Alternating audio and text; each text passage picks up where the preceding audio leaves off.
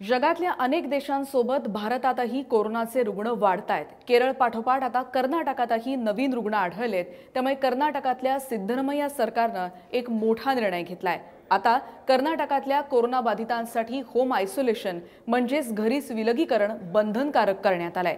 दरम्यान 412 नवीन रुग्णांची भर पडल्यामुळे भारतातल्या सक्रिय रुग्णांची संख्या 4170 पर्यंत पोहोचल्याची माहिती आरोग्य मंत्रालयाकडून देण्यात आली आहे। कर्नाटकातल्या 3 नवीन मृत्यूंमुळे भारतातल्या कोरोना बळींची एकूण संख्या 5,33,337 इतकी झाली आहे। कोविड-19चा सब व्हेरिएंट JN1 रुग्णांची भारतातली संख्या सध्या 63 आहे। एकाच दिवसात गोव्यात 34 रुग्णांची नोंद झाली आहे, पण गोव्या व्यतिरिक्त महाराष्ट्रातून 9, कर्नाटकातून 8, केरळमधून 6, तामिळनाडूमधून 4 आणि तेलंगणातल्या 2 रुग्णांचा यामध्ये समावेश आहे।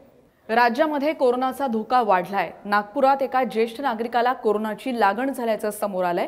याआधीही 9 जणांचे नमुने जिनोम सिक्वेन्सिंगसाठी पाठवण्यात आलेत।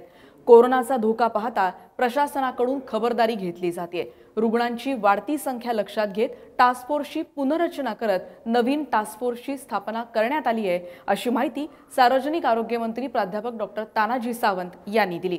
हिमाचल प्रदेशमध्ये JN1चा रुग्ण आढळल्यानंतर आरोग्य अधिकाऱ्यांनी मुख्य वैद्यकीय अधिकाऱ्यांना कोरोनाची लक्षणे असलेल्यांची चाचणी करण्यासाठी आणि सावधगिरी बाळगण्याच्या सूचना दिल्या आहेत। सर्दी, ताप किंवा खोकल्याची लक्षणे आढळली तर RT-PCR तपासणी करण्याचा सल्लाही देण्यात आलाय। दिल्लीमध्ये कोरोनाचे 9 रुग्ण आढळलेत आणि एम्समध्ये रुग्णांसाठी बेड राखीव ठेवण्यात आलेत। झाशी जिल्हा रुग्णालयात सुरू असलेल्या कोरोना तपासणी दरम्यान तिथे काम करणाऱ्या एका व्यक्तीला कोरोना झाल्याचं आढळून आलंय। थंडी वाढली की श्वसनाचे त्रास जास्त जाणवतात, कोरोनाचं प्रमाणही वाढतं। खरं तर कोरोना हा शब्दही नकोसा वाटतो, पण प्रमाण वाढतंय, त्यामुळे लक्षणं आढळली तर दुर्लक्ष करू नका आणि डॉक्टरकडे जाणं टाळू नका। काळजी घ्या।